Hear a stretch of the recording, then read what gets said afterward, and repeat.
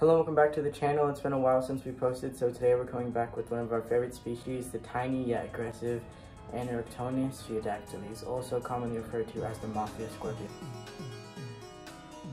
Anuroctonus phaiodactylus is very small, only reaching about 2 inches in total size, and the scorpion that we're keeping here is even smaller than that.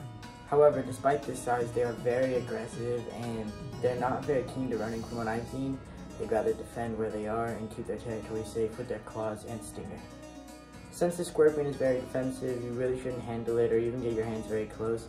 Although the sting is only about a bee sting, it can be a lot worse when you're allergic.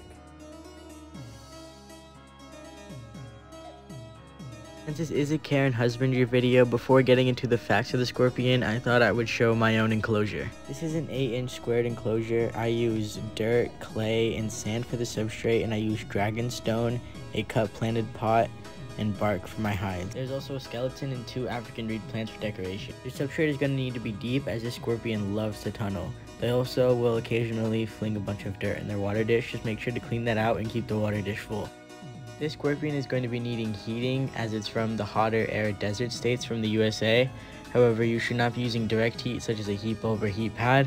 What I recommend is just to use a heater on the whole room to keep the air hotter. The scorpion definitely needs a dry climate, but it is always going to need access to water like I showed you with my water bowl. This scorpion is definitely one of my favorites by the cute size and the intense personality, along with their activities. It's been my favorite scorpion to watch as it comes out at night. It digs under multiple heights, and it honestly digs really deep, cool tunnels. One of my favorite things about the scorpion is I usually expect it to change hiding spots every time I open the enclosure. That's how active it is. As I mentioned, this is a dry desert scorpion from very arid areas, usually from Nevada, California, Arizona, and even southern Idaho, but it's also been spotted in places such as Guatemala, apparently Colorado, and Mexico.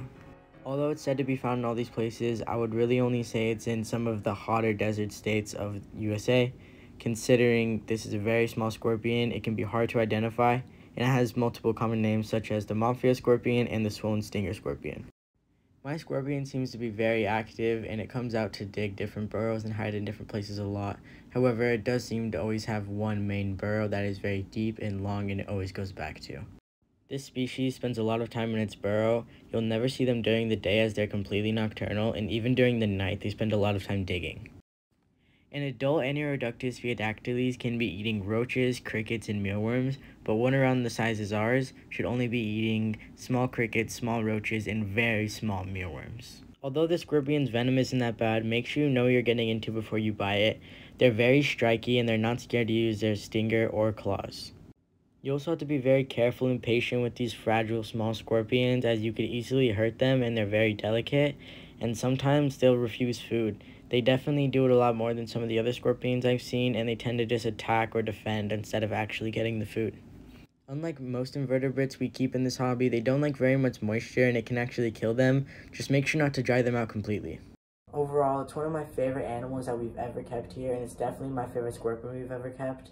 I definitely think you should add one to your collection. They're really easy to keep and they're hardy. Just make sure you do your research. If you like this video and you want to see more like it, make sure to like, comment, and subscribe. Thank you for watching.